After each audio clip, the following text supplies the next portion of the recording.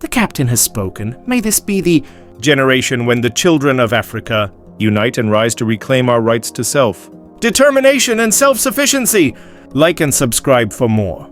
Honorable delegates, heads of state, leaders of nations, distinguished representatives of peoples great and small, I greet you not as a career diplomat, nor as a man bred for banquet halls and handshakes. I do not come to you speaking the rehearsed language of polished politics. I come to you as a soldier of my people, as a guardian of a wounded land, as a son of a continent that has carried the cross of the world, yet has never worn its crown. My name is Captain Ibrahim TRAORE, President of Burkina Faso, and today I speak not only for the 22 million souls in my nation, but for a continent whose stories have been twisted, whose pain has been ignored, and whose dignity has been repeatedly auctioned off at the altar of foreign interests. Africa is not Tobago. Africa is not a battlefield. Africa is not your experiment, your puppet, your warehouse of raw materials. Africa is rising not to kneel but to stand. And today I say before this great assembly of nations, Africa will not kneel. One on the false generosity of global politics. For decades you've sent us aid with one hand while extracting our lifeblood with the other. You build wells in our villages while your corporations drain our rivers. You donate vaccines yet patent the cures. You speak of climate action yet continue to fund the very forces that burn our forests and dry our lakes. What kind of generosity is this? The kind that feeds the mouth but silences the voice. The kind that keeps a man alive just enough to keep him dependent. We are not blind to this hypocrisy. Let me be clear, we are not ungrateful for sincere humanitarian assistance, but we reject a global order that disguises exploitation as partnership. We reject financial institutions that lend with one hand and steal sovereignty with the other. Africa no longer wants charity. We want justice. We want control over our own destinies. Too on the chains of colonialism and its modern descendants. Our wounds did not begin with us. They were inherited legacies of an empire-building madness that saw us not as humans, but cheap as cargo labor tools. My ancestors were not consulted when maps were drawn with rulers and compasses in Berlin.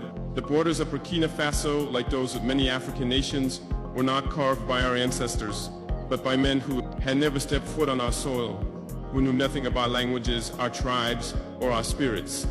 Today, colonialism has a new face. It wears suits, it hosts forums, it signs contracts in Geneva and Paris and Washington.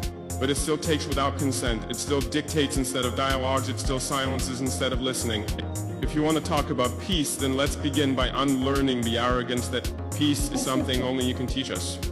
3. On resource exploitation and the myth of development.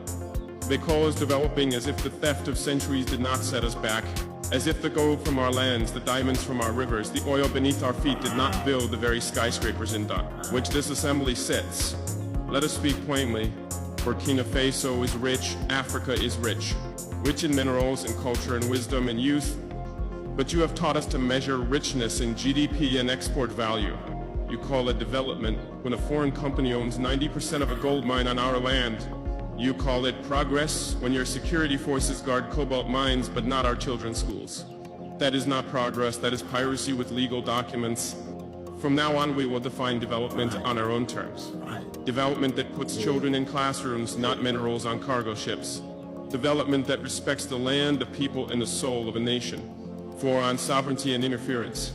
Why is it that when an African nation makes independent choices we are called unstable?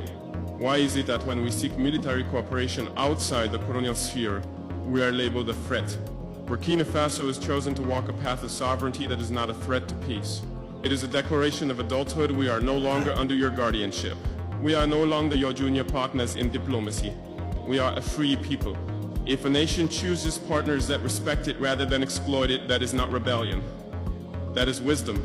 Let it be known, no foreign power will dictate the alliances of Burkina Faso. We will build relations based on mutual respect, not historical guilt or present-day intimidation.